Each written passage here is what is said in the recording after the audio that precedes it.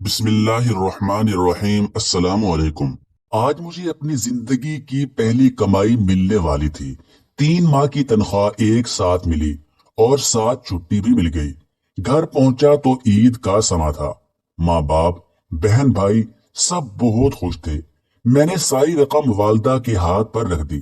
والدہ نے رقم کا تیسرا حصہ راہ خدا میں خرچ کرنے کی نیت سے علیحدہ کیا اور کہا کہ اس رقم سے ایک بیوہ عورت کے گھر راشن خرید کر پہنچا دینا جو دور کے ایک محلے میں رہتی تھی۔ میں اسی وقت گیا اور راشن خرید کر لایا۔ گھر میں میرے لیے پرتکلف کھانے کا انتظام کیا گیا تھا۔ بہن بھائیوں کے ساتھ مل کر لذیذ کھانوں کے مزے اڑائے اور سفر کی تھکاوٹ دور کرنے کی غرض سے رضائی میں گھس گیا۔ آنکھیں نیند سے بوجھل ہو رہی تھی کہ اچانک اس بیوہ عورت اور اس کے یتیم بچوں کا خیال آیا۔ ارادہ کیا کہ ابھی جاؤں اور سامان پہنچا آؤں۔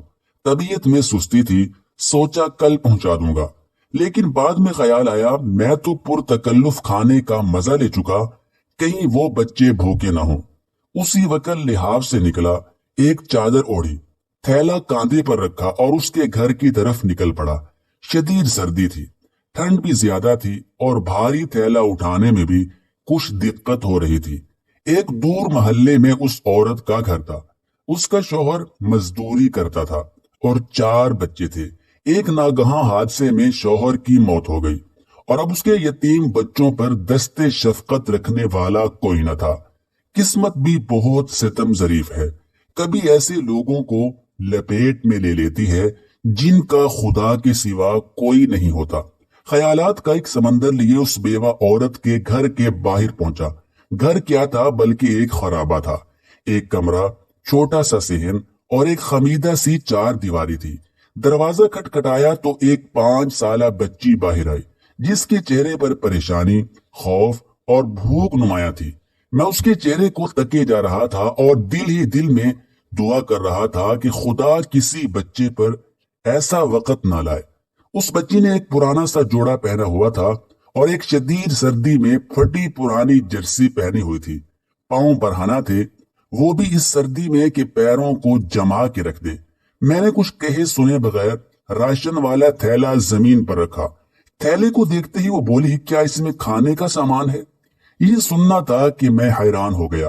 ایک بار پھر اس نے یہی سوال دہرایا۔ میں نے مثبت انداز میں سر ہلایا۔ وہ بچی خوشی کے مارے چیختی چلاتی ماں کی طرف بھاگی اور یہ کہے جا رہی تھی، امی فرشتہ آ گیا، امی فرشتہ آ گیا۔ اور پھر 2 اور چھوٹے چھوٹے بچے خوشی کے مارے دروازے پر دوڑے چلے آئے، کبھی مجھے دیکھتے کبھی اس تھیلے کو، اور خوشی سے لوٹ پوٹ ہوئے جا رہے تھے۔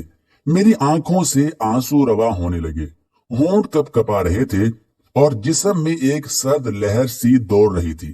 خدایا، یہ کیا ماجرا ہے؟ کیوں یہ بچے مجھ گناہگار کو فرشتہ سمجھ بیٹھے ہیں؟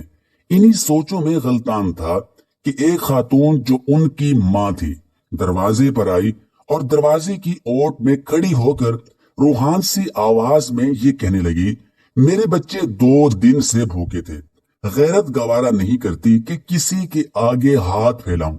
میرے مرحوم شوہر بھی محنت مزدوری کرتے تھے مگر کبھی کسی کے آگے ہاتھ نہیں پھیلایا تھا۔